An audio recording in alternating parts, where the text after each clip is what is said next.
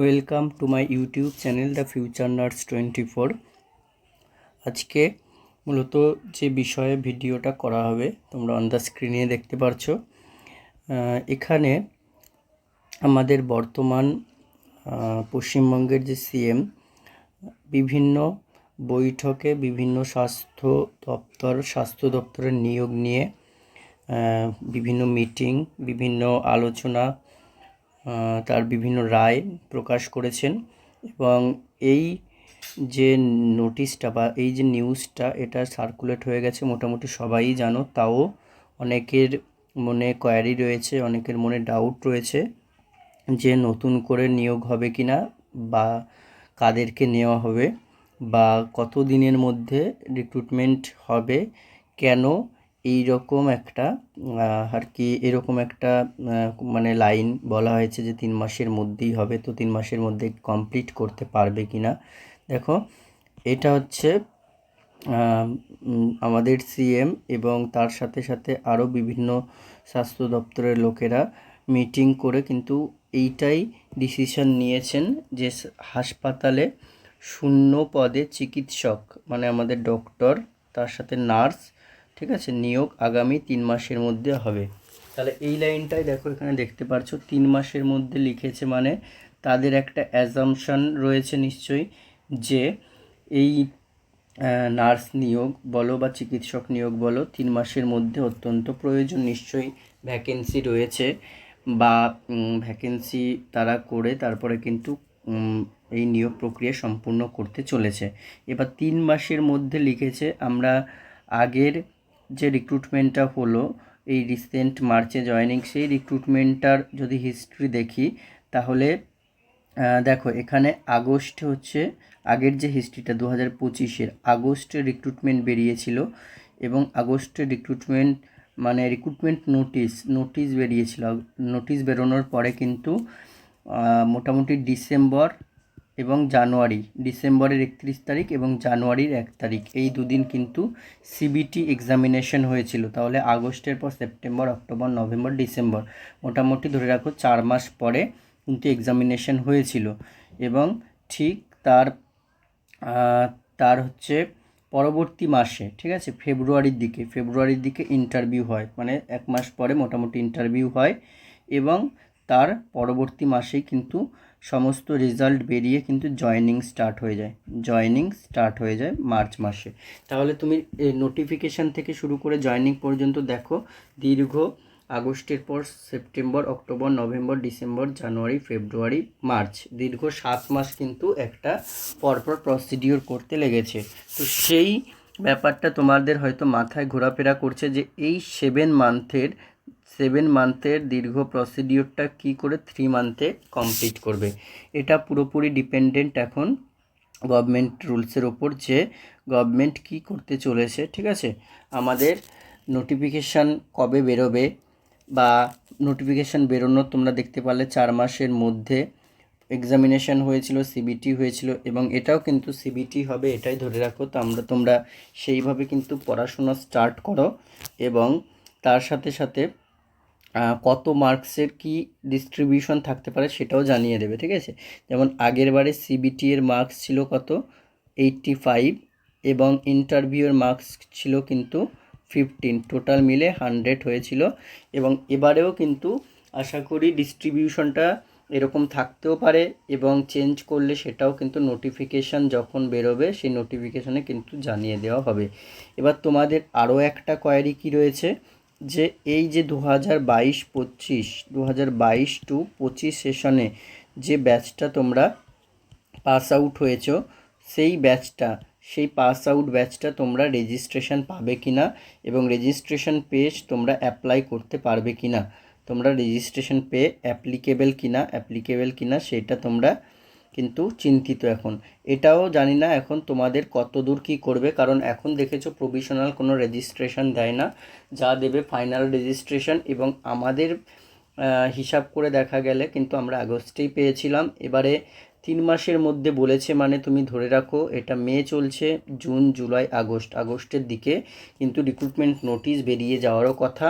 বা এর মধ্যে যদি আগেই বেরিয়ে যায় রিক্রুটমেন্ট নোটিশ, তাহলে কিন্তু এক্সামিনেশন আগস্ট মাসের দিকে কিন্তু কন্ট্যাক্টও করে দিতে পারে। সেই অনুযায়ী তোমরা অ্যাপ্লিকেবেল কিনা সেটা পুরোপুরি ডিপেন্ড করছে এখন গভর্নমেন্টের ওপরে। তাহলে এই কোয়ারিগুলো তোমাদের ছিল এবং এই কোয়ারিগুলো কিন্তু আমি অ্যান্সার দিয়ে দিলাম। এবারে আমি এইটা বলবো তোমাদের যে যারা আগের রিক্রুটমেন্টে পাওনি বা তারও অনেক আগে 2-3 বছর ধরে যারা বসে আছো, মানে এই রিক্রুটমেন্টটাতে পাওনি কিন্তু এটাতে আবার বসবে, অবশ্যই বসার জন্য তোমাদের কিন্তু এই যে এক্সামিনেশনের সিলেবাস যেটা ছিল সিবিটির আগের বারের সিলেবাস, এই সিলেবাস ধরে কিন্তু তোমাদের কন্টিনিউইটিটা কিন্তু রাখতে হবে এবং তোমরা আমাকে বা আমাদের যে ব্যাচের ফ্যাকাল্টিরা রয়েছে তাদেরকে অনেককেই তোমরা জিজ্ঞাসা করছিলে, কেউ ফোন করে মেসেজ করে যে কবে থেকে দাদা আপনাদের ব্যাচ বা স্যার আপনাদের ব্যাচ আবার স্টার্ট হবে। এটা কিন্তু আমরা একটা ব্যানার পাবলিশ করেছি তোমাদের সাথে, এটা ইউটিউবলি ওটা বলা হয়নি, তো আমি এই ভিডিওর মাধ্যমে সংক্ষিপ্তকরণের মাধ্যমে বলে দিচ্ছি, তোমরা দেখে নাও, তারপরে তোমরা কন্ট্যাক্ট করবে আমাদের সাথে। অন দ্য স্ক্রিনে তোমরা দেখতেই পাচ্ছ, এটা হচ্ছে WBHRB staff nurse CBT batch 2026-এর জন্য, মানে এই 2026 থেকে আমরা স্টার্ট করতে চলেছি এবং কবে থেকে স্টার্ট করতে চলেছি সেই সংক্রান্ত সমস্ত কিছু ডিটেলস তোমাদেরকে দেব, ভিডিওটা স্কিপ না করে দেখো। এটা হচ্ছে আমাদের কোচিং ইনস্টিটিউটের নেম 360 নার্সিং একাডেমি। ইনস্টিটিউট বলতে আমাদের দেখো, তোমরা অনেকে জিজ্ঞেস করো বা ভাবো এটা কোনো offline coaching, not offline, it's only online coaching এবং বিভিন্ন এডুকেটর যারা রয়েছেন বিভিন্ন ডিস্ট্রিক্টে বাড়ি, এটাও কিন্তু আমি বলে দিলাম। এবং আমাদের একটা মোটো নিয়ে প্রত্যেকবারে আমরা স্টার্ট করি, হোয়ার অ্যাসপিরেন্টস মিট এক্সিলেন্স। এবার এখানে তোমরা সিট সংখ্যা দেখতেই পাচ্ছ, খুবই সীমিত কিন্তু সিট সংখ্যা রয়েছে। টোটাল সিটস রয়েছে 400। এটা 400 রুপিস অনেকে ভাবছিল, কারণ একটা প্রথম ব্যানারে এটা 400 রুপিসের সাইন ছিল বলে 400 রুপিস ভাবছিল। 400 রুপিস নয়, 400 সিটস অনলি, ঠিক আছে। তো এখানে ওভারঅল অ্যাডমিশন প্রায় হয়ে গেছে, এখানে প্রায় ওভারঅল অ্যাডমিশন ধরে রাখো 50 to 60 অ্যাডমিশন হয়ে গেছে, প্রায় 100-এর কাছে আমাদের নাম নথিভুক্তকরণের লিস্ট এসছে এবং আরও কিন্তু আমাদের সাথে কন্ট্যাক্ট করার চেষ্টা করছে। তোমরা কেউ কিন্তু ওয়েট না করে তাড়াতাড়ি তোমরা কন্ট্যাক্ট করো এবং কন্ট্যাক্ট করার জন্য তোমাদের এই যে নাম্বারটা দেখতে পাচ্ছ এখানে তোমাদেরকে মেসেজ করতে হবে, অনলি মেসেজ করবে এবং কবে থেকে স্টার্ট হচ্ছে আমি সেটাও বলে দিচ্ছি। দেখো এখানে কন্ট্যাক্ট করবে তোমরা শুধু এই দেওয়া নাম্বারটাতে 9531710628, এটাতে শুধুমাত্র হোয়াটসঅ্যাপ করে দেবে, হোয়াটসঅ্যাপে কী লিখতে হবে, তোমার নাম লিখবে, তোমার কলেজের নাম লিখবে এবং তুমি স্টাফ নার্স ব্যাচ নিতে চাও সেটা কিন্তু লিখে দিতে হবে। এবং ব্যাচটা কবে থেকে স্টার্ট হচ্ছে সেটাও তোমরা দেখে নাও। Batch started from June 2026। মোটামুটি আমরা প্রবাবিলিটি একটা রেখেছি, পিবিবিএসসি এক্সাম শেষ হয়ে যাওয়ার পরেই কিন্তু আমরা এই ব্যাচটা স্টার্ট করে দেবো। পিবিবিএসসি এক্সাম জুনের 7 তারিখ বা 6 তারিখের দিকে আছে, তারপরে কিন্তু আমরা স্টার্ট করে দেব।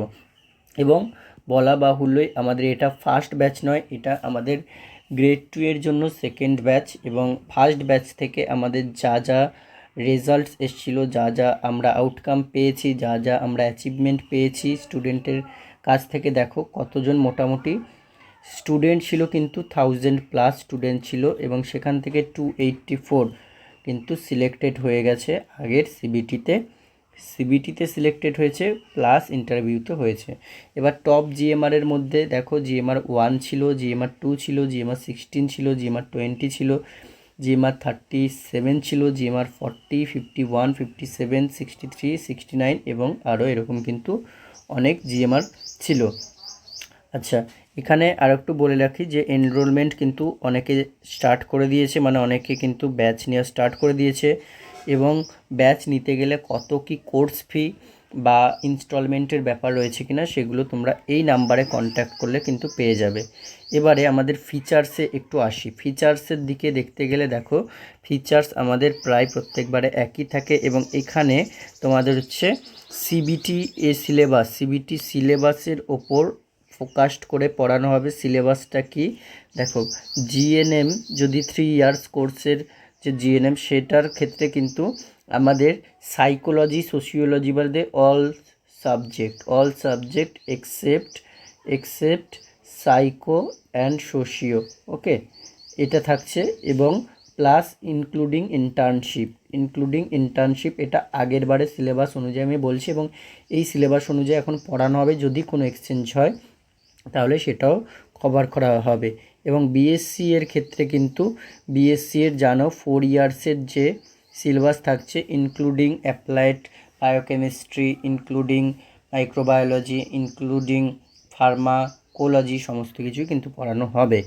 বেশ, তারপরে যদি কিছু চেঞ্জেস থাকে আমরা জানিয়ে দেবো যে কোনটা পড়ানো হবে না। এবার দেখো chapter wise in depth lecture তো থাকেই, চ্যাপ্টার ওয়াইজ, এবং কোশ্চেন ওরিয়েন্টেড থিওরি ডিসকাশন। এখানে তোমার সাবজেক্ট ওয়াইজ পড়ানো হবে।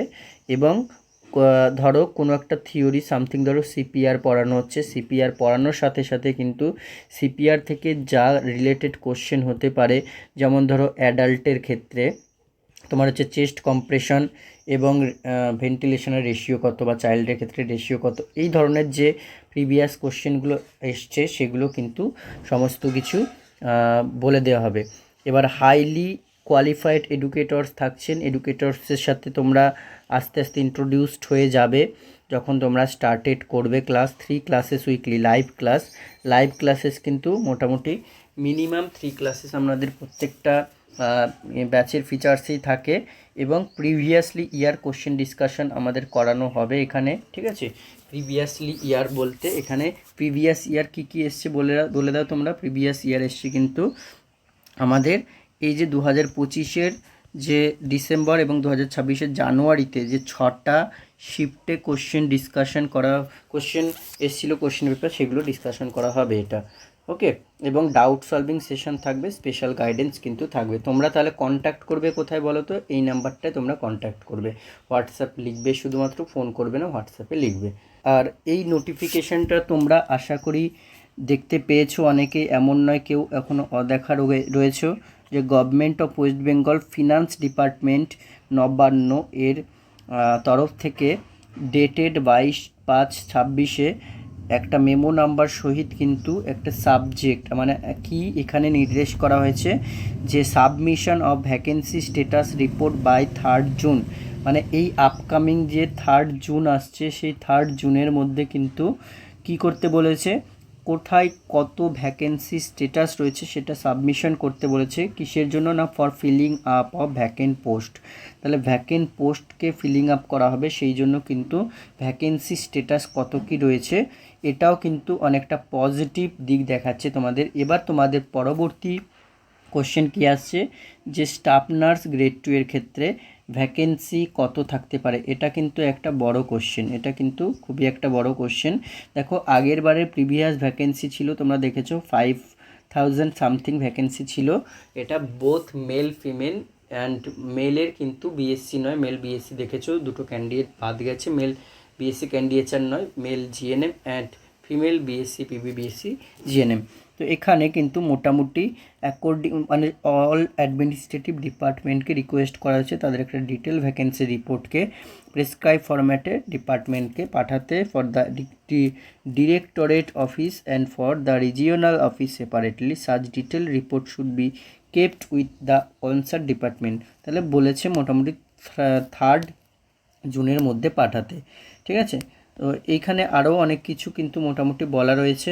আর আমি তোমাদের আরও একটা প্রসঙ্গ এখানে বলতে চাই, যে আগের 2025-26 সেশনে যে এক্সামটা হলো সিবিটিএ তোমরা দেখেছো ডিসেম্বরে, কিন্তু ডিসেম্বরে 3টে শিফটে, ডিসেম্বর যে 31 তারিখ, 31শে ডিসেম্বরে 3টে শিফটে এক্সাম হয়েছে, এবং জানুয়ারির 1 তারিখেও 3টে শিফটে এক্সাম হয়েছে। তো এই যে টোটাল 6টা শিফটের এক্সামের প্রিভিয়াস ইয়ার বলে এগুলো গণ্য করা হবে এখন। এবং এই 6টা শিফটের কিন্তু আমি ডিটেল ডিসকাশান ইউটিউব সেশনেও স্টার্ট করতে চলেছি খুব তাড়াতাড়ি। যারা ভিডিওটা দেখছো সাবস্ক্রাইব করে রাখো, যারা নতুন দেখছো, এবং যাদের করা আছে আগে অনেক অনেক থ্যাংক ইউ। তো এই 6টা শিফটের কোশ্চেন কিন্তু আমরাই ইউটিউবে ডিসকাশন করে দেবো, ঠিক আছে। তোমরা অনেক উপকৃত হবে, এখান থেকেও কিন্তু আসতে দেখা যায়, কারণ আমরা যখন সিবিটি এক্সাম এই আমার ছিল 1 জানুয়ারিতে, এবং সিবিটি এক্সাম কিন্তু প্রথমবারের জন্যই দিই, মানে এর আগে কোনো দিনও সিবিটি দিওনি এবং এটাই ফার্স্টবার। এবং সিবিটি এই গ্রেড 2-র ক্ষেত্রে কিন্তু কোনোবারে এক্সাম হয়নি, শুধুমাত্র ইন্টারভিউ হতো। তো আমরা কীরকম কী হচ্ছে কোশ্চেন আসবে বা কীরকম কী আসতে পারে সেই রকম সে কিছুই জানা ছিল না, তবুও আমরা কিন্তু এক্সাম ক্র্যাক করেছি। তো তোমরাও কিন্তু এই প্রিভিয়াস ইয়ারগুলো পড়ে কিন্তু উপকৃত হবে আমার আশা করা যায়।